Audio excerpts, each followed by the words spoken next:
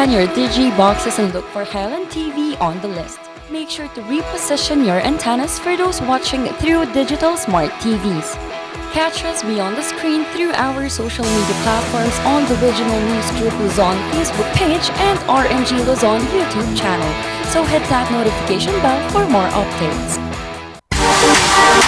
Calling out all business owners. Optimize your sales with Highland TV and the Regional News Group Luzon. Establish your e-commerce and put out your brand with the fastest rising TV and free-to-air digital channel in the region. Be our partner and call us at 074-637-3947 or send us a message at rngluzon@gmail.com or via our Facebook page. Take your market to new heights with Highland TV.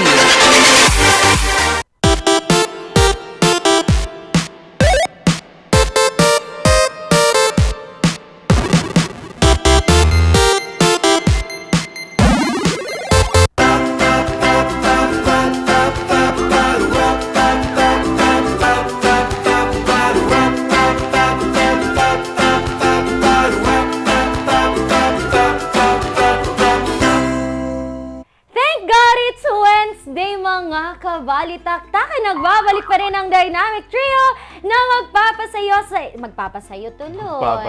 Ay, Sa kanya ka na Sayo ni. Magpapasayo sa inyong mga morning, lalong-lalo na po sa mga nanonood po sa amin ng napakaaga talagang bumabangon. Makita lang ang napakagaganda naming mga faces and napakagagwapo. Pengi naman akong bente niya, no? Yeah. Anyway po, papangunahan po yan ng nag-iisang minion in the house, Randy Guzman. Yes naman, 109 days to go! Pasko na! Yan! May countdown pala dapat tayo. Ano, ready na ba ang inyong mga regalo, Morning Barkada? Naku, simple lang naman ang gusto naming regalo. Araw-araw, yun ang makasama Ay, kayo. hindi, pera. Oh my gosh. Di ba? Morning Barkada, let the countdown begins. But every morning kasama nyo pa rin ang Dynamic Trio. Nagbabalik ang raketera at madiskarteng mommy, Ma'am Shishaki. Ayan. Good morning at makakasama nyo naman ang pinakagwapong lalaking nakaupo lang dito sa upuan na to. Siyempre, wala nang iba. Ayan, gising-gising, bangon-bangon na ngayong Wednesday, mga kabalitaktakan. Makakasama nyo sa diskusyon at tawanan Charles Limon ngayong umaga.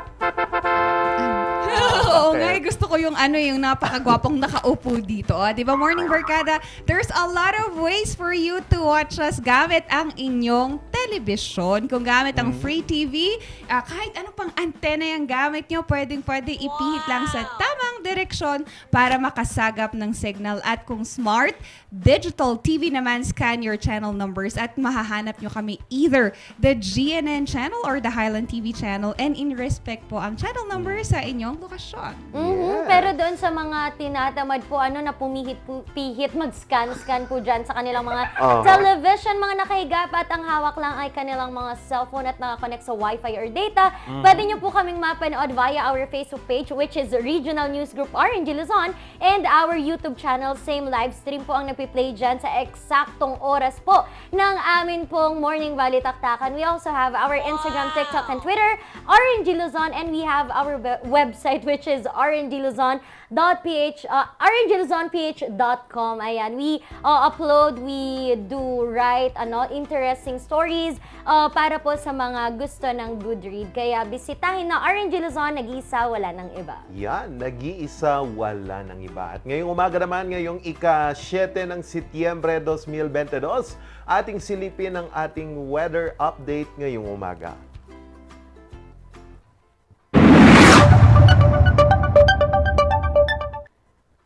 Sa ating latest weather update ngayong umaga, mga kabalitaktakan, ito pong low pressure area na binabantayan natin yung sirkulasyon dyan na merong kulay pula. Yan po yung binabantayan natin kahapon. Ako, naging bagyo na po siya. From low pressure area, naging tropical depression na po. At kung pumasok po ito sa Philippine Area of Responsibility natin, ito po ay tatawagin nating bagyong si Inday. So itong nasabing tropical depression na ito ay may layong 1,525 kilometers east of extreme northern Luzon, kung saan meron po itong lakas ng hangin na 55 kilometers per hour at pagbugso na 70 kilometers per hour. hour. So ang kanya pong direksyon tinatahak ngayon ay patimog. Bababa po siya, pero sa analysis po ng PAGASA ay hindi po ito magla-landfall, and gaya po ni Typhoon Henry, susundin po niya itong direksyon na tinahak ni Typhoon Henry paakyat ho ng Korea or Japan by siguro by Saturday or Sunday. So sa ngayon po hindi pa po ito humahatak ngayon ng hanging habagat na magpapaulan dito ho sa Northern or Central Luzon. Pero inuulan po ngayon ang bandang Eastern Visayas at Western Visayas, pati na din ho ang Mindanao dahil po dito sa Intertropical Convergence Zone o mga kaulapan galing ho sa Pacific Ocean. Magdadala po ito ng localized thunderstorms kung saan kailangan po nating mag-ingat dyan at magdala ho tayo ng pananggalang sa ulan. Pero dito ho sa Northern at Central Luzon, asahan po ang magandang panahon, all fair weather tayo ngayong umaga, pero bandang hapon o sa tanghali, meron pa rin pong panakanakang pag-uulan, pero hindi po ganun kasing lakas kasi humina po ngayon ang habagat dito sa Northern at Central Luzon. Pero yung mga taga-Dagupan dyan, be aware pa rin dahil pa rin nga po sa high tide, meron pa rin yung mga pagbaha dyan. Hindi ko lang alam kung humupa na. So magsuot po tayo ng ating mga bota at ang pinakamababang temperaturang naitala dito sa Baguio City kaninang umaga ay 16.1 degrees Celsius at asahan pong iinit ito by 23.6 degrees Celsius mamayang tanghali o hanggang sa hapon. Kaya yung mga estudyante dyan na humihiling na walang pasok, may pasok kayo. Kaya wag nang tamarin. Kaya nga recently, DSWD was lauded or given a recognition by Civil Service Commission from the contact tracing ng bayan. Ayan, contact bayan tracing ng an implementation program. And alam nyo ba, Morning Barkada, DSWD have a resolution rate of 93.33%. And the malaki yung resolution rate nila when it comes to resolving these issues, whichever it is. And ito pa, Morning Barkada, in the statement of DSWD, they said that they will continue to pursue excellence in program and project implementation, including adherence to the Anti-Red Tape Act. And alam nyo ba, Morning Barkada, DSWD Secretary Erwin Tulfo have also given enough stress and recognition to the DSWD workers as they have been extending work hours nga even weekend para lang maresolusyonan ang mga kailangan ng ating mga ka-morning balitaktakan. At alam nyo ba, Morning Barkada, as of Monday, there's an equivalent of 275,000 pesos that was disbursed on Monday. But from that time na nag-disburse sila ng educational assistance program, tumaya na po sa 649 million ang naihatid na benepisyaryo sa ating mga estudyante, both on the tertiary and vocational courses. And they are still they will be distributing 900 million pa in the rest days, including 3 more Saturdays until September 24. Kaya yung mga hahabol, please check the DSWD requirements. And yan, I think marami na tayong nakikitang tulong for our educational system, and I hope we can maximize this help na itutulong sa ating mga estudyante. Yan. Alam mo, napakaganda niyan kasi a lot of students really need help naman. Yes, tama. Lalo na nung nagka-pandemic, some of their parents were displaced, yung mga OFW parents nawalan ng trabaho. Kaya malaking bagay. And sorry to say, but some of the university kasi tinanggal nila yung scholarship programs nila. Kasi baka nalugi din. Exactly. However, speaking naman po sa pag-protect sa ating mga sarili dahil sa pandemic pa rin, naku, napakalapit ng mukha ko kanina, na-shock ako doon. Anyway po mga ka-MB po, dito kasi sa Cebu, ang ginagawa nila ngayon ay nagkaroon na po sila ng depende na sa'yo kung magpe-face mask ka o hindi. Nag-start na sila, optional na yan, nag-start na sila this month and mag-i-end ito by December. However po, infectious disease expert Dr. Ron Jean Solante, nagre-react siya dito sa parang dry run of voluntary wearing of face mask sa Cebu kasi nga hindi siya in favor dahil dito sa optional na to kasi nga especially now na nakikitaan na naman natin ang pagtaas nitong ating mga cases ng COVID-19. 'Di ba? According nga sa DOH na itong pagsusuot ng face mask significantly provides 70 to 80% protection against itong ang ating COVID-19. And nung tinanong po kung maa-advise ba nito ni Dr. Solante na kung pwedeng gawing optional sa NCR.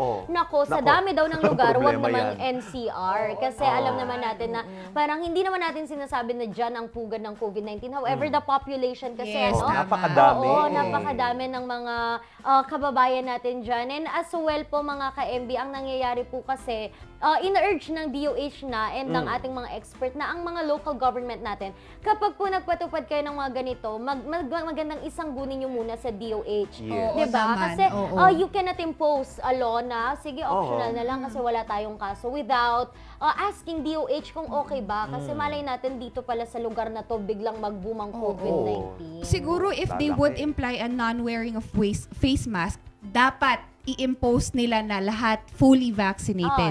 Pwede. Siguro. I think that would make it a guarantee na hindi magiging infectious ang COVID-19. Wag nating walang sa bahala kasi yung mga gantong small steps, 'di ba? Tama ba? Walang bahala. Ayan. Kasi sa abroad, puro bakunado na. Yes, kaya okay lang sa oo. kanila walang face mask. They're very confident kasi alam nila na meron silang proteksyon. Sabi nga nila, maiwan mo na ang cellphone mo, ang wallet mo, wag lang ang face mask mo. True. Yes, Iniwan na tama. ako kaya okay nang maiwan. Ay, ganun ba? Oo ka naman. Ayan. So magsuot pa rin po tayo ng ating mga face mask for protection. And speaking of protection, mga kabalitaktakan, dito po sa Department of Agriculture, inaagapan po ngayon itong unang warning ng Department of Agriculture na food crisis sa ating bansa. Dito nga po sa pagpasa po ng mas pinadobleng budget ng Department of Agriculture ngayong taon. Ito nga po ngayon ang tinututukan ng DA na maipasa sa Kongreso kung saan ang budget po ng Department of Agriculture ngayon ay 30.5 billion pesos. Ito po ang target na allocation. Ang allocation po ng DA sa fertilizer ay 19.5 billion pesos. Kung saan makakatulong po ito sa rice production ng ating bansa at sa ating mga magsasaka. So, ang target po ng DA kasi na ma-produce for this year is 20 million metric tons of rice. Ito nga po yung nakikita ngayong solusyon para po dito sa mababang mababang ani ng mga magsasaka ngayon dito sa rice. So, posible po na makaapekto ito sa ating food security kung hindi po ma-assure itong nasabing commodity na rice. So, sinabi po ni ito pong DA representative na si, nakalimutan ko na yung pangalan niya. Basta yun po sa statement ng DA, for the banner programs, mataas na po yung level of obligation, but with the instruction of our new senior Undersecretary Yusek Panganiban, he already instructed all regional executive directors to immediately proceed with the full implementation of all projects, especially for all banner programs sa rice, sa corn, and other imported commodities, so that we will be spending all the budget before the year ends to have for 2023. Yan. So, ito nga pong mga banner programs na to makakatulong daw to ease itong inflation na tumataas pa rin hanggang sa ngayon, di ba? Saan na tayo nagkukulang? Sa asukal, sa asin, bawang, Oo. di ba? Pero ang tanong ko, is this really our problem? Ito bang food wastage ang problema natin? Kasi feeling ko hindi yan yung problema natin when it Mababa comes... yung ani. Exactly. Is there a way that we can help that? Kasi ang ginagawa natin is sinusolusyon na natin yung problema na hindi naman yun yung primary na problema. Parang kumbaga sa equation, hinahanap mo yung value ng X pero may Y na siya. Pero paano mo nasabing hindi natin problem? I mean, ang main na problem, hindi siya yung nire-resolusyonan. There are outside problems na tinututukan natin, pero yung main na problema What is the main problem? Yun nga yung tinatanong ko, ano nga ba yung main problema natin in our agriculture? Is it the deficit of supply? Is it the yield? Is it the metric tons produced? Pero bakit food wastage yung ina-address natin kung iba naman yung Yun. dapat nating unahing i-address? Di ba parang... Okay. So, pagtataas ng quality Exactly. ng mga tanim and Pero yun. quality naman kasi ang ating mga produkto dito. However, siguro pag binibili Suporta. kasi natin, Oo. binibili binibili kasi natin sa ibang bansa yung mga products, siguro mas Imported. mura. Mas mura Yun dito kasi lang. nga, 'di ba? Yun lang. Oo. Yung cost of production oo. pa dyan. Pero I think naman, no, we Cost have of goods enough sold. supply kung ang iisipin lang natin ay kung gaano kadami Yes. magsasaka ang nasa Pilipinas. Oo. Siguro napagod na lang Napakadami. din. Oo. Siguro napagod na lang din ang mga magsasaka natin na Right. parang wala namang bumabalik. Pero Oo, meron let's nga see. morning barkada pag di ba meron tayong middleman. Alam nyo ba ang pinapataw nila is almost 40% sa isang sakong binibili nila. Sa presyo. At ang nakukuha lang ng farmers natin is less than 5 pesos. However, kasi I do understand din itong ating mga middleman. Kasi for example, middleman from Cordillera and then ibabagsak nila dito sa Metro Metro Manila. Manila. Siyempre, yung cost din naman ng fuel, di ba? Alam naman natin. So, Yun. siguro doon talaga yung Yes. pagpataw din. Pero tingnan natin, baka Palakasin naman natin. matutukan pa rin ng Department of Agriculture since ito naman ang isa sa mga proyekto or pinupush talaga ng ating presidente. Yes. So sana mapataas at mapalakas pa ang food production natin. And speaking of mapalakas, nako, marami po ngayon ang nanlulumo ngayon sa palitan ng piso kontra dolyar dito sa ating bansa. Kasi nga po sa huling trading kahapon sa Philippine Stock Exchange, bumagsak po sa 57 pesos to $1 ang palitan ng piso dito sa ating bansa. Ayon po sa latest na pakikipag-trading natin sa ibang bansa bumagsak siya ng 56.9999, 99,999. Maraming 9 yon. So, naging 57 pesos na. Pero ayon po kay Governor Felipe Medalla ng Bangko Sentral ng Pilipinas na ito pong currency, pag-depreciate ng currency, global currency natin is due to the malakas na palitan ng ibang currency sa dolyar. So, sinabi po niya na ang peso ay nag-depreciate less than the other currencies since the Monetary Board implemented rate hike. So, interest rate hike helps in stabilizing the currency, the central bank governor said. So, napakalaki kasi yung impact ng pagtataas ng interest rates ng dollars comparing to other currency. Oo. Kasi nga din naman, the US dollar ito yung pinakamalaki or pinakamalakas na economy in the whole world. So, apektado tayong lahat kung kung humatching man yung dollar na yan at nag-spike yung kanyang interest. Nako, damay-damay lahat po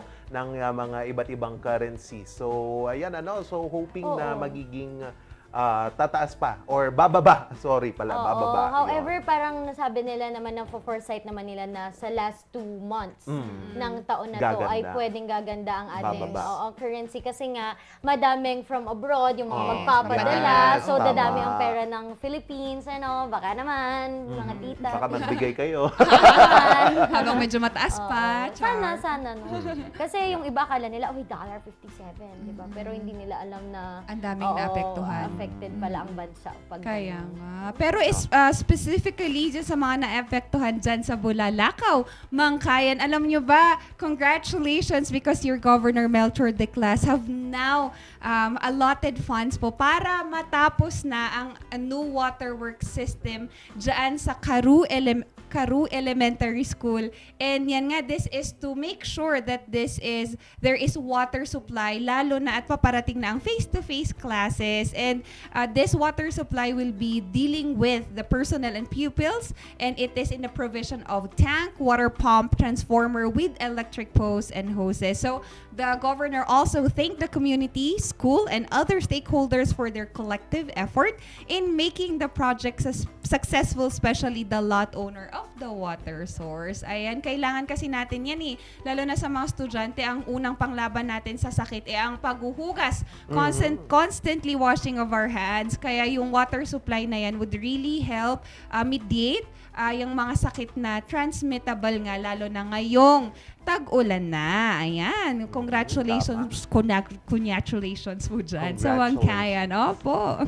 Pero speaking naman po of congratulations, hindi ko po masasabi kung congratulations nga ba talaga ang nangyayari dito sa lungsod ng Baguio kasi nga po, ang dami natin nakikita mga Facebook posts na mga nawawala, mga ganito, mga, 'di ba, mga missing students, missing hindi bumabalik. Pero po, nilinaw po ng ating BCPO na wala po tayong record of kidnapping incident dito sa Baguio City. And ito po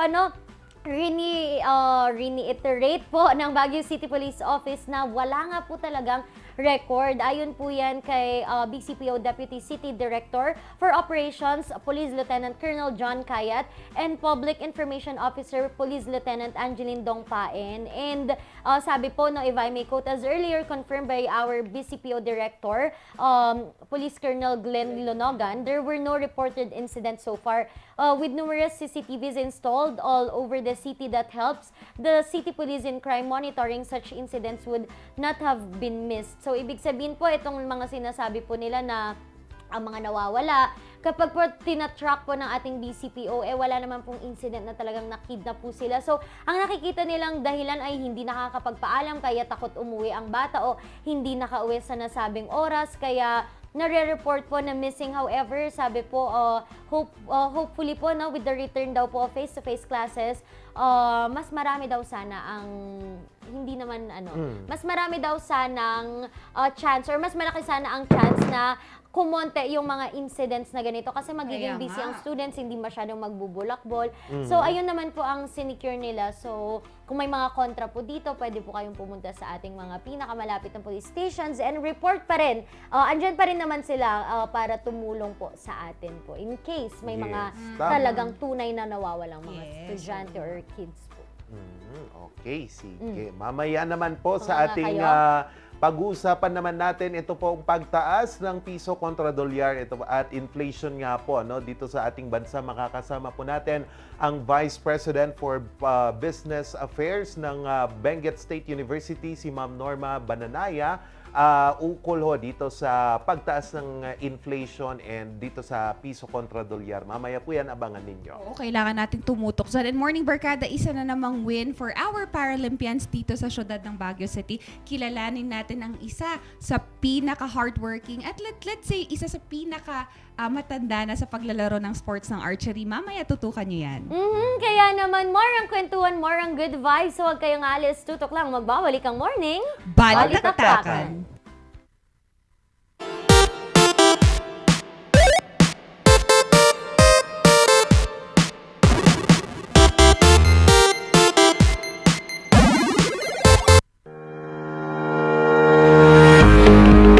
Baguio Country Club, the first and only 5-star mountain resort in the Philippines, is fully equipped and ready to welcome you back. The club has thoroughly worked on adapting to the new normal. The usage of any of the facilities and amenities of the club is governed with specific rules, regulations, and procedures in accordance to the medical, physical distancing, and disinfecting protocols. And as you return back here to your second home and make new memories with us, we assure you that at the Baguio Country Club, you do not have to worry because we can assure you that the club continuously puts great importance to the health, safety, and wellness of its members, guests, and employees. Yes! Ayos to! Ayos to! Pa, ang lakas naman ang tawa mo. Sino ba namang hindi matutuwa dito sa online shopping service at cash on delivery ng TG Home Builders? Pwede din mag-online reservation for pickup. Pa, ano yung sinasabi mo? Ma, mapapakabitan na natin ng tiles ang bahay natin. Pa, baka naman pwede mo isabay yung bubong ng bahay natin. Para sa quality construction materials, mag-TG Home Builders. Main warehouse and showroom at number 75 Ferguson Road, Gisad, Baguio City. Bucaucan Branch at number 73 Bucaucan Road, Baguio City. Marcos Branch at KM3 Marcos Highway, Baguio City. Sales Office Branch at number 221 Atab Marcos Highway, Baguio City. La Trinidad Branch at KM6 Butag, La Trinidad. And Urdaneta Branch at MacArthur Highway, Urdaneta City. TG Home Builders. We turn houses into homes. Ang maagang konsultasyon ay mahalaga sa pagpigsa ng sakit na dengue. Ngunit, ang tanong ng sambayanan, sapat nga ba ito? Masigasig, maliksi, protektado at mapagmatyag, yan ang dapat mong taglayin. Hanapin ang pinagpupugaran at wasakin ito. Hello? Nahanap ko na po yung lungga. Kailangan na po kayo. Sige po, Master. Suportahan ng Foggy at Spray. Tatapusan mo na, mosquito man. coronavirus. Dahil dito, may mga bagay na hindi mo na magagawa. Ngunit, may katuwang ka. PDA or Pau de Arco Herbal Capsule na may antiviral quercetin at immunity booster. Mag-PDA or Pau de Arco Herbal Capsule araw-araw. Para iwas sakit, iwas virus. PDA. Proteksyon, depensa, alay sa kalusugan. PDA or Pau de Arco Herbal Capsule is available in all leading drugstores nationwide. Another quality product of Aldrich Corporation. For better life. Tag-ulan na naman. Marami na naman akong bibiktimahin. Tag-ulan na naman, pinapaalala ng Department of Health na sundin ng 4S kontra dengue. Una, search and destroy mosquito breeding ground. Pangalawa, secure self-protection measures. Pangatlo, seek early consultation. At higit sa lahat, support fogging to prevent impending outbreaks. Ugaliing sundin ng 4S ng DOH dahil stay safe at home ka na, then get out ka pa!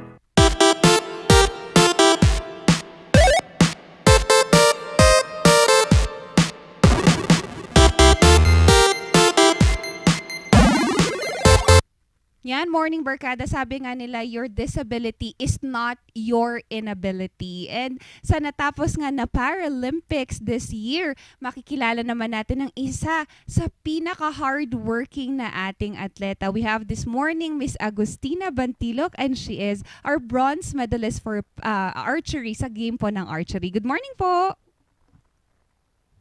Morning! Ayun naman, ang ganda ng ngiti, ma. Thank you for sharing your time with us this morning. Miss Agustina, we wanted to ask, paano nga ba tayo nagsimula sa paglalaro ng archery?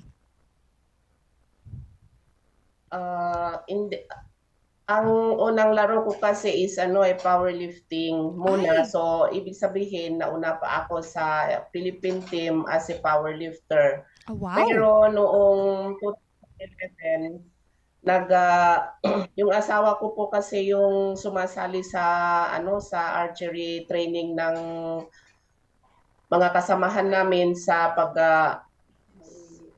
dahil kay Coach Art Tampua. So noong umalis na ako sa powerlifting, sinabi niya sa akin na baka gusto mong maki-join kasi may mga babae naman na kasama namin. So doon ako pumasok sa archery at doon nagsimula yung paglalaro ko sa archery.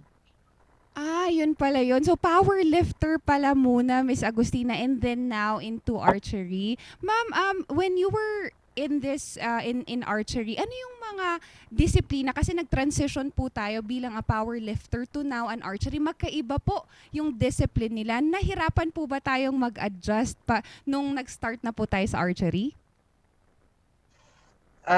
Siguro, ang mahirap lang para sa akin is yung transportation. Kasi syempre bilang isang naka-wheelchair, mahirap yung pagpunta doon tulad ng taxi, lalo ulan, ganon.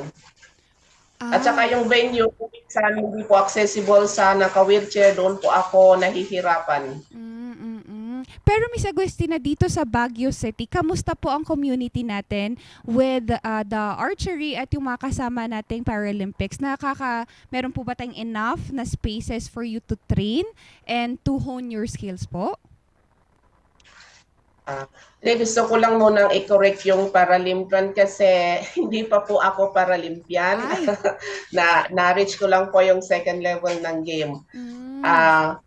Tungkol naman po sa space, marami naman pong training venue namin dito tulad sa Irisan, doon sa may Baguio City National Science High School. Doon po kami pero weekend lang kasi may pasok sila. And then meron din po kami dito sa Melvin Jones sa likod ng Sulibao. Meron nga. Okay. At meron din po sa BSU, yung pinayagan po kami ng president ng BSU na gamitin po yung space nila doon. Wow naman. We're reaching and trying to empower people of all walks nga. Miss Agustina, yung natapos pong laro natin ngayong taon, what were the challenges in training and how does it feel being part of the Paralympics po?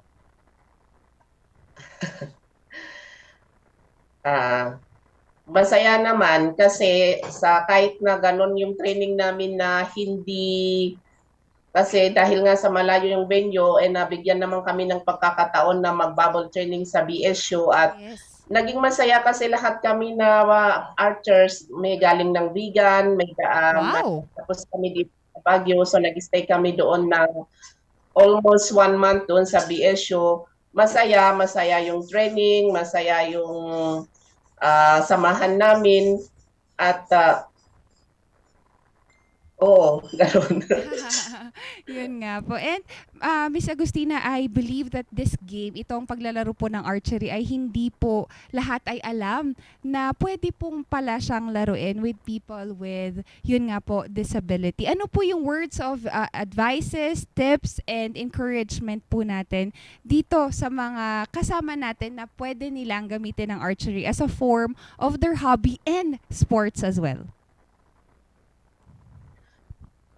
Actually, na mula nung ako lang mag-isa and then naging dalawa and then dahil sa mga seminars, nakakamit kami ng mga kasamahan natin na mga PWD. So doon natin na i-share sa kanila na baka gusto nilang at sumali. Hindi lang naman archery because sa iba't ibang sport din. So yung archery from 1 naging 9 kami ngayon. Kaya marami naman tayong nahikayat, hindi lang ako kundi pati sina coach.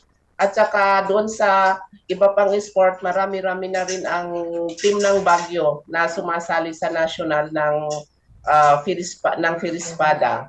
Wow naman. Thank you for that. Miss Agustina, please invite our morning barkada kung meron po tayong upcoming na activities at kung meron po tayong maitutulong sa ating mga atleta, please take this chance and opportunity to thank these viewers po. Siyempre, nagpapasalamat kami lalo na din sa nagpapasalamat ako in behalf of the Philippine Para Archery Team sa ating butihing mayor dahil nung nagsimula pala kaming nag-training, mayroon na siyang ibinigay sa amin na mga tulad ng training arrows, yung mga net na ginamit namin sa irisan, at saka yung binigay din sa amin ng tent, saka yung BSU sa pag-allow sa amin sa paggamit ng kanilang venue at sa Sulibaw din at saka lahat ng mga batang archers na ni coach dyan dito sa SPS sa National City High School na tumutulong sa amin tuwing training namin. Maraming salamat at syempre sa aming coach din na kahit papaano yan dyan palagi sa amin na sumusubaybay. Yes naman. Miss Agustina, thank you so much for taking your time and sharing us your experience ngayong umaga. Maraming salamat po. Maraming salamat din. Thank you po, ma'am. And ayan, Morning Barkada, Stephen Hawking once said that disability does not hinder you or not an obstacle of success. Sa tingin ko, disability is just a mindset and a perception. Kaya Morning Barkada, tutok lang, magbabalik pa rin ang Morning Balitaktakan.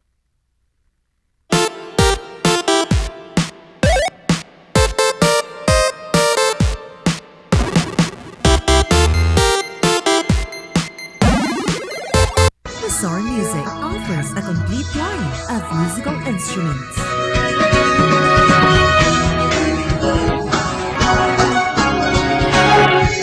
Mazar Music, Baguio's pioneer in online music and art lessons.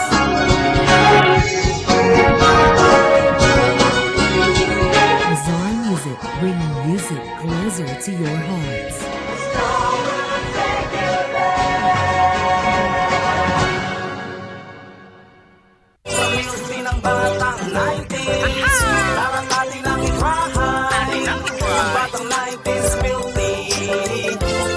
Sisi promise sa milky ng batang 90s.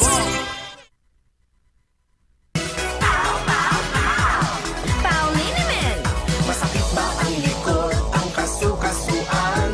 Namimitig o masakit ang iyong kalamnan? May rayuma, arthritis o nahihilo?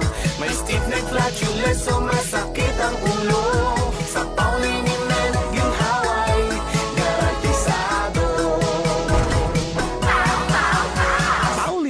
isang pahid ka lang. Dahil walang out sa POW!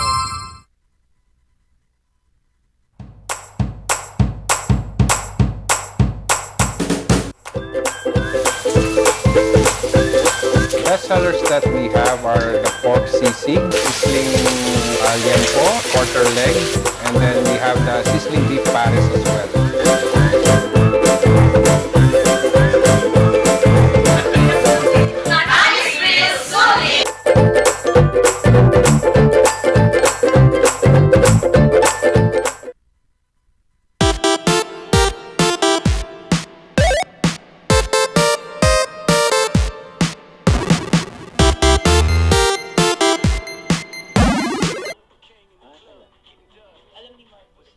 Po natin alas 7:44 na ng umaga, gising-gising, bangon-bangon natin ngayong umaga.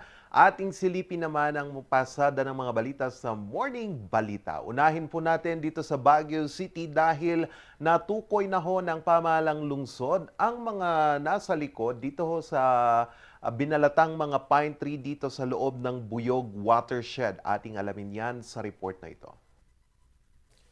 Ikinagulat ng mga tagapagbantay ng Buyog Watershed ang nangyari sa 5 puno sa loob ng watershed noong ika-24 ng Agosto. Binalatan kasi ang mga ito. Una nang ipinag-utos ang masinsinang investigasyon kaugnay dito. Yes, nagbigay na ako ng instruction dyan.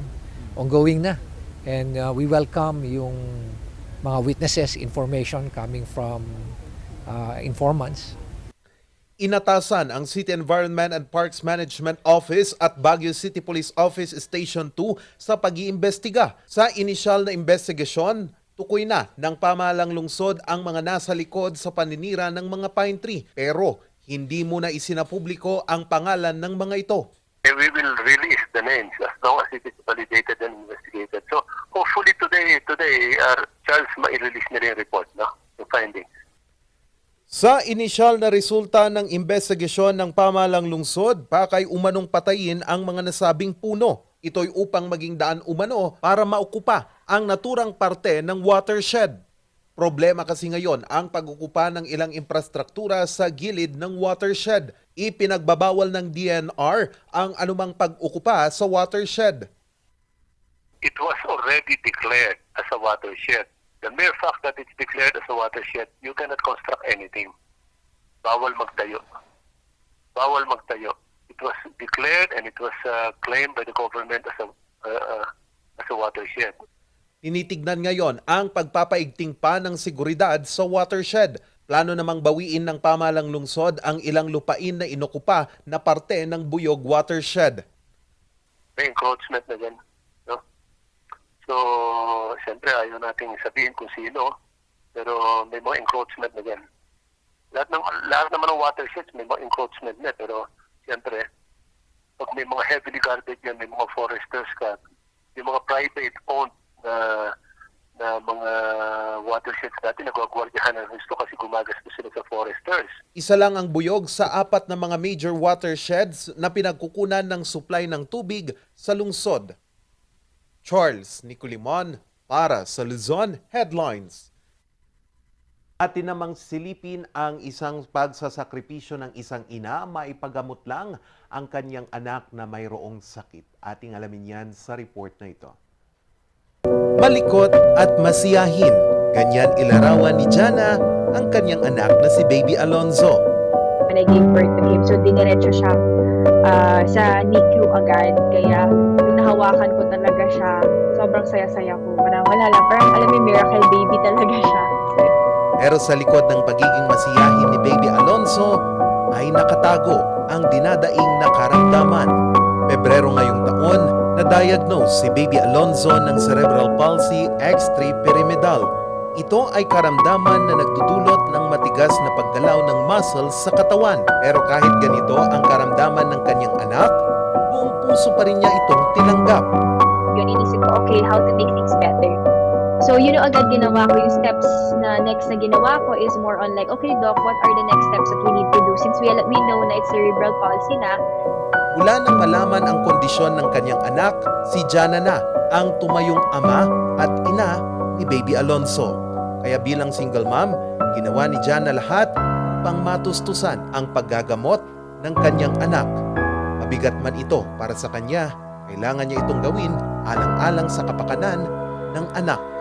Every step that I do every day, lahat ng gagawin ko, kailangan kasama si Alonzo sa plano ko. So yun yung sacrifice na ginagawa ko every day na even though like, also since I'm a single mom, pati pag the date nights, like may gusto mangligaw, I always say no. Kasi yun yung mga sacrifices that I know that I need to do. Upang makaipon, sideline ni Jana ang pagtanggap ng mga collab advertisements sa TikTok. Dagdag pa dito ang pagtatrabaho niya sa kanilang family food business at sa cafe na pagmamay-ari nila ng kanyang kaibigan. Dagdag kita din ang online apparel na pagmamay-ari niya. Kaya kung minsan, papaisip na itong sumuko. I do cry in the CR. Hinga, and then I just look at Alonzo. I don't know. Some people don't believe me, but ewan ko, like, iiyak ko lang sa CR na parang, bakit ganito? Sobrang pagod na ako, tama na. Pero kahit napapagod man, sulit naman daw ito para kay baby Alonzo. Kaya may payo siya sa mga kapwa magulang. Just never give up. Inhale, exhale. If you need your alone time, you need to cry. No one is stopping you. Your feelings are valid. Go ahead, cry it all out. But at the end of the day, always think na kailangan kayo ng anak mo. And always appreciate all the small things that your kids gives to you. So, yeah.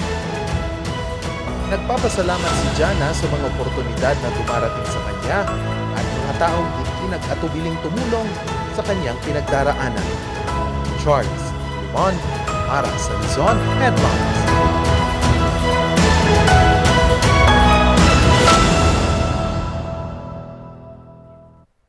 At dito pa rin po sa Baguio City, ating silipin naman ang isang restaurant ng Alok ay Organic Seafood. Ating silipin yan at makitikim sa report ni Sofia Pagaduan.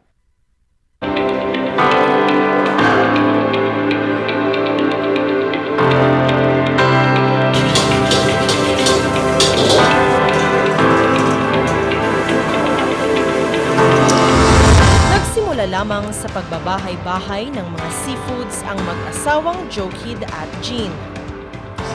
Dito ma'am sa Krabi na to is nag-start lang kami sa hilig, hilig sa seafoods ma'am. And then suddenly may mga opportunities na dumating na mag-o-open kami. And then umagos po na parang ilog yung situation na tubig.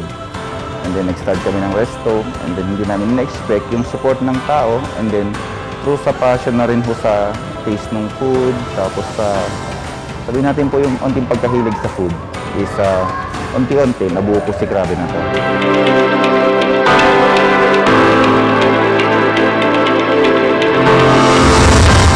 Mula rito, nagkaroon ng ideya ang mag-asawa na magtayo ng kanilang seafood restaurant. Makita kasi namin unti lang din yung mga seafood restaurants dito sa Baguio. Hindi masyadong doon lang meron ilan-ilan. Pero hindi talaga yung budel na katulad na siniserve na. And yun nga, to think na nasa highland tayo, malayo sa dagat. So gusto namin dalhin ng dagat dito. Ang pangunahing tema ng kanilang restaurant, Farm to Table. Ibig sabihin, fresh from the farm ang mga inihahain nilang organic seafoods.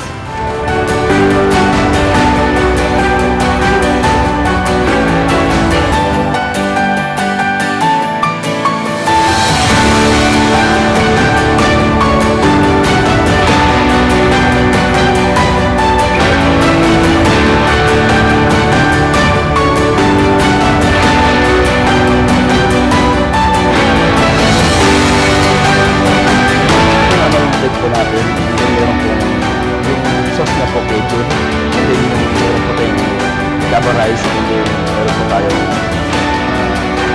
aligi rice po. Then ito po yung dito po. Then meron po na rice din po yung nakakas. Then ito po yung shrimp firecracker po natin and then meron tayong sisig tuna po. Then meron po tayong cheesy scallops po. And then meron din po tayong seafood pinako.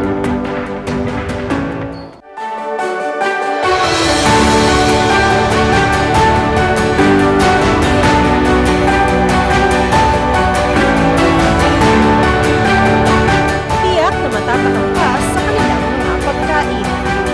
Pero hindi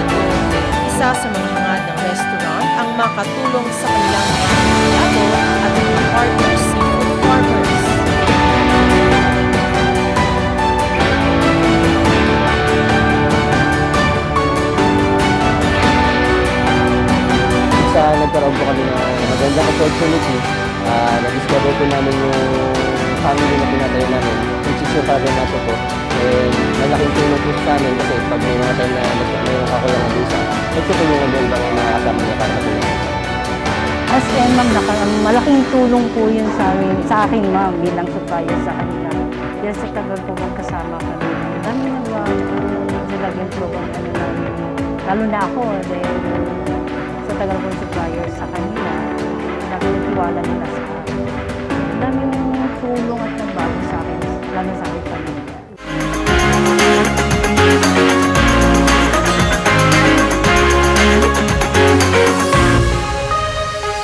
May 4 na branches na ang restaurant na Jean at Joking. Katunayan, kabubukas lang ngayong taon ang isa rito sa Baguio City.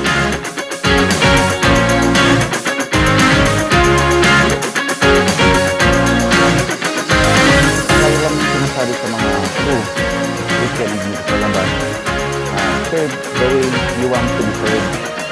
Tapos, yung food natin, lagyan natin ng passion, ng pagmamahal, the way you arrange for yung food, the way you cook. Dapat may romance ba? Kami na ako Seafood Restaurant. Kami ang bahay ko na may puso.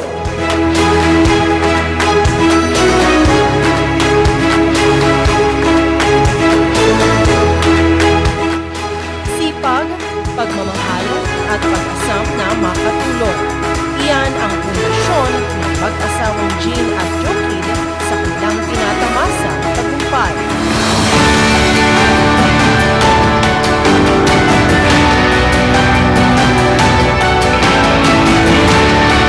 Sophia Pagatuan para sa Luzon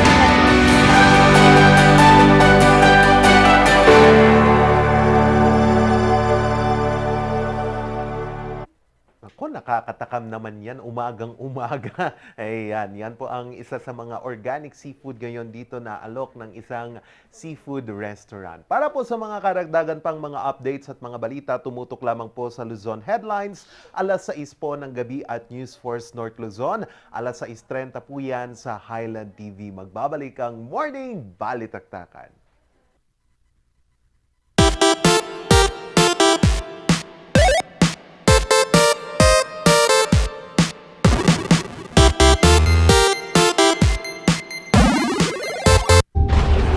Tag-ulan na naman. Marami na naman akong bibiktimahin.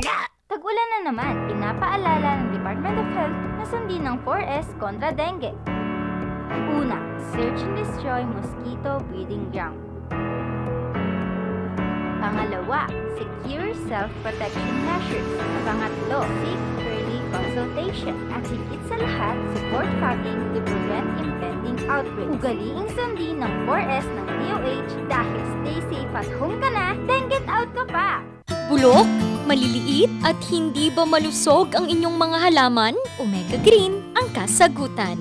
Ihalo lang ang 2 kutsara nito sa isang maliit na container at kaunting tubig. Pagkatapos ay ihalo sa knapsack sprayer at pwede na itong ispray sa mga pananim. Meron itong nitrogen, phosphorus, magnesium, copper at zinc na tumutulong sa pagpapaganda at pagpapabilis ng tubo, pagpapanatili ng nutrisyon, mas malagong mga dahon at panlaban sa mga sakit ng mga halaman. Hindi rin ito nakasasama sa kapaligiran. Pwede rin ito sa kahit anong klase ng halaman, mapa highland crops o lowland crops. Omega Green by Encam Agri-Marketing, the ultimate friend of farmers.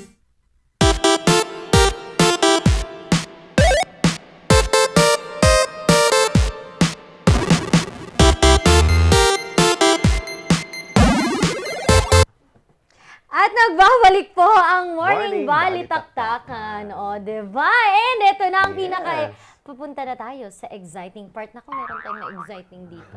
May mga Anyway, lumilipad. mga ka-MB, sa aming likuran. Ayan, bakit ba Yes. naka-face mask kayo? Ba't kayo naka-face mask? Oo, face reveal, face reveal. Face reveal tayo si naman. Camille and si Nadine. Nadine. Yan. Ayan, Yung mga alright. nagagandahang Face interns reveal. natin. Oh, ayan. Yun, no? diba? Gaganda naman talaga. From the University of Pangasinan. And silang ating mga dancers, mga lunang Lunang at lutang-tang.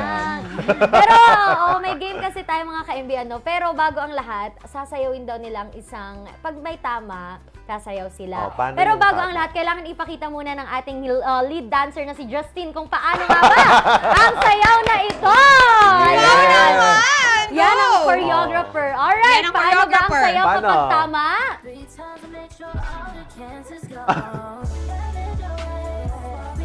Ay, yun Ay! Yun ang sayaw, Yan ang dance Galing. kapag tama ang sagot. Kapag tama ang Oo. sagot. Ang galing naman. Parang isa pa. Tama na. Alright, for our, ano ba ang game natin? Fill in the lyrics. Fill in the Yan. lyrics pa rin. Fill in the blanks. Fill in the blanks. Alright. Ano yun? Mga sentences naman. Song pa rin daw. Song pa rin. Okay. Okay. First, fill in the blanks. That if I can't be With blank. that if I can't be close to you, I'll settle for the ghost of you. I love you more than life. And if you can't be close to me, your memory is ecstasy. I love you more than like Ghost by Justin Bieber. Yes. Ha? Mali? Mali. Mali. Anong title? Ay, Tama. Ayan. yung next Paso. pala. And Ito na yung pinakaantay mo, Camilo. Camille, go! Ay! Yes, Ay! Ang galing. Ayan naman.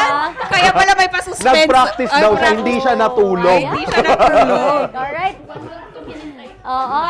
One month. Next. Alright, next. I've got all that I need. I've got all that I want right here in the passenger seat. Oh, and I can Keep my eyes on the road, knowing that she's in passenger seat. Passenger seat. Yay! Alright. Camille, dalian. Go. Tama o mali?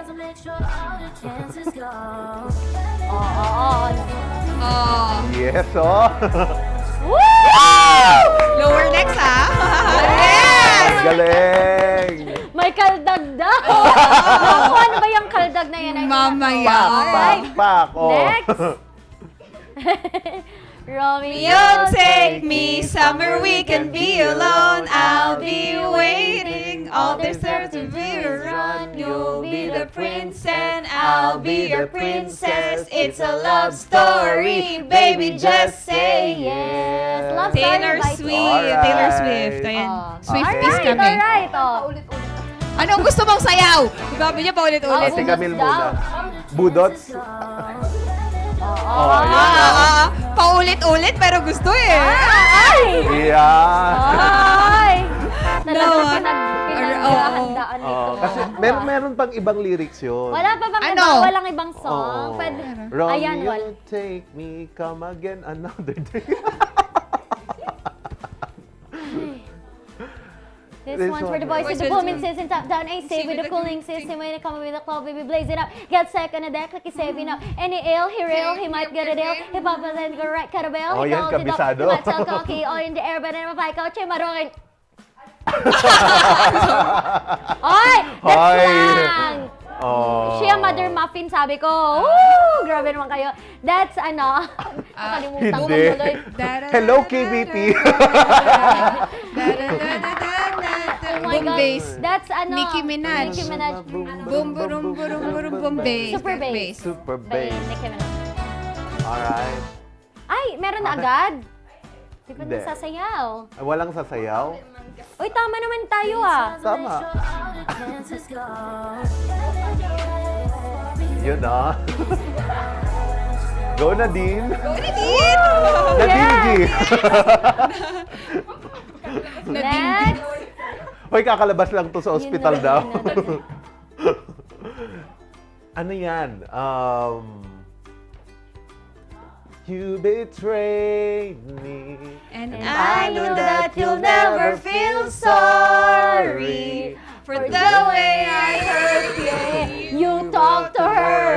When Hoy! we were together, Kanta lang yan. walking out your worst. But that didn't matter. It took you 2 weeks. 2 days? 2 weeks yung sa amin eh. 2 days yung akin eh. 2 weeks, ha? 2 days. You talked to her when we were together? Oh. Ha? How dare you, Manila Hoy, boy? nagagalit. Kanta yan. Ba't ka nagagalit? Ano yan? Olivia Rodrigo. Ayan. Anong title? Traitor. Traitor. Oo. Okay. Ay, sasama talaga Okay. ako. Sasama si Miss Ren. Oh, sama. Hala! Sa gitna, oh. Pak, pak, pak. Oh. Bawal ako mag-ganon-ganon eh. Hala! Nadala lang ako ng emosyon mga Hugot, ka-MD. humugot ka. Ang init. Naha-hot seat. Ay, last Pangalanan na lang natin. Wag naman na to John Mark. Ay, ay! Hala naman! Sorry. Alright, kilala nyo na ho. Okay. Do you ever feel like a plastic bag? Drifting through the wind, wanting to start again. Do you ever feel like Already buried deep. Like a house of cards. Nasaan kasi yung Oo infill nga, namin? nawala. Nawala. Oo nga. Nagkakaraoke kami dito. Tama. Ayan. Lahat na daw sasayaw. Lahat na. Ganun ba? Yes. Oh. Dali na. Dali na. Yan. Ano ba yan? Yan, yan, yan. Paano ba yun? Ganun lang. Oh. Yes! Yes! Woo! Ano? Hello to her Ganun lang students. naintindihan ko. Hi Yun to lang. her students. Kumusta? Thank you, Nadine. Thank you, Nadine and Camille. May babaitiin kayo. Thank you. Ay, mababatiin. May babatiin. Ayan. Ayan, ako. Babatiin ko po yung nanay ko na palagi akong tinatawagan every 7 a.m. At saka yung Mag-on-air na kuya kayo. ko dyan, si Kuya Live and Kuya Arvin, si Ate MJ, tsaka si Adele yung pamangkin ko. Tapos yung si Mark. Ay! Alam mo yung mga Sila may din. mark sa pangalan. Nadine, go. Binabati ko po sila mama at papa ko, tas yung tita ko, yung lola ko. Yung buong pamilya ko po. Galing kang abroad, te. Sino pa? Wala ka bang babating? Wala po. Oh, yan. Thank you so much, Yes, Dan. thank you very much. Ayun lang po, Yan. isang magandang paalala lang po mula sa, Mula sa PAO, para iwas ang sakit, Opo, gumalaw-galaw. kapag po may mga mark ang pangalan, naku, red flag. Charot, hindi naman. Pero mga ka-MB, maraming salamat sa lahat ng tumutok. Of course, De Guzman, Cartas, Hidalgo, Pacle, Castillo, Niduaza, Corios, Balsita, and Bilog family. Maraming salamat dyan po sa La Union. And of course po, syempre, pwede ko pa rin namang batiin po ang mga mahal ko namang mga kapatid ko dati. Syempre, ang Mainat and Tubilio family. Hello po. Ano man, good morning din. At sa mga nanonood pa sa atin international viewers dyan sa Melbourne, Australia. Hi, Uy, good morning. good morning, good evening ata. Gabi, sa advance sila Australia, umaga. advance sila ng 2 hours. So, Ayan. good Tita, afternoon. oo. Ang aga. Morning, 10 a.m. Oh, 10 Tita a.m. na Dolor, sila thank dyan. you so much for watching us and keeping in tune, lalo na sa ating balita ng Regional News Group. Alas 6 ng ano po kasi nakikibalita sila dito. And also to Sir Alan Laviste and all our friends dyan sa Cavite. Maraming salamat sa pagtutok Laguna. Thank you so much po. Abot tayo ng ating Facebook Live and YouTube Live po. And also to my kids, Elara and Ethan, I miss you so much, anak. Yan. And also, batiin ko na din ang aking family dyan sa Tagudin, Ilocos Sur, Limon family, and also Fontanilla family, dyan po sa Nueva Ecija, and mga pinsan ko dyan sa Doha, Qatar, dyan po sa Saudi Arabia, and dyan sa Toronto, Canada. Yan. Good morning or good evening sa inyong lahat. Yan. Ba't matawa ka ng tawa? Basta. Matapang na ako ngayon. Ay. Pero mas matapang po ang ating Aldrich Corporation at talaga namang sinusuplong niya at kanyang nilalabanan ang lahat ng ating sakit sa katawan. Baka makapagsabi ako dito ng kung Ba't sinusuplong? Nagsusumbong si Pao? Oo, kung saan ko sinusuplong ang mga sakit na aking nararamdaman. Heartbreak lang ang hindi po nagagamot ng Pao, pero Yan. oo, pero ayun nga no, dahil wala nang aw Sa Pao! Oo, yung dalawa And pa. Aldrich Corporate, Maranan and Ballesteros Optometric Clinic and Dizon Vision Clinic. Ayun. Maraming salamat rin po sa TG Home Builders, National Grid Corporation of the Philippines, Baguio Country Club, and of course po, Anis Grill. Maraming salamat po. And batiin din natin happy birthday sa kanyang ika-43rd. 43rd, gumawa Wow, ng edad. gawa-gawa. Ayan, joke lang. Batiin din natin happy birthday kay Sir Joman! Joman. Happy birthday po! Ayan. Masarap ang cake ngayong umaga. Happy Char. birthday! Alright! Happy birthday to you! Happy birthday to you. Happy birthday! Happy birthday! Happy birthday to you! Ayan, Ayan, batiin din nabusog natin kami. ang batang Hihintayin 90s natin yan, milk oo. tea at huwag din natin kakalimutan Musar Music. And kung hanap nyo naman ay outdoor adventure, naku, punta na po kayo sa Pugo Adventure Resort dyan sa Pugo, La Union. Yan. At nakasama niyo po ngayong araw ang gigil na gigil, ano? Ang nag-iisang Easy. Minyo rin daw, Oo. napakalit pero Easy. napakakulit, Randy Guzman. Wow! And alam niyo ba, Morning Barkada, the most wasted days are those days that there is no laughter. Kaya kasama niyo ang dynamic trio na naghahatid niyan every morning kasama ang Rocketera at madiskarteng Mamshi Sheki. And the wasteful days are you are wasted. Ginaya. Ayan. At nakasama nyo naman mo sa diskusyon at talakan Charles Limon. At bukas magsama-sama ulit tayo dito lamang sa Morning Balitaktakan! Bye!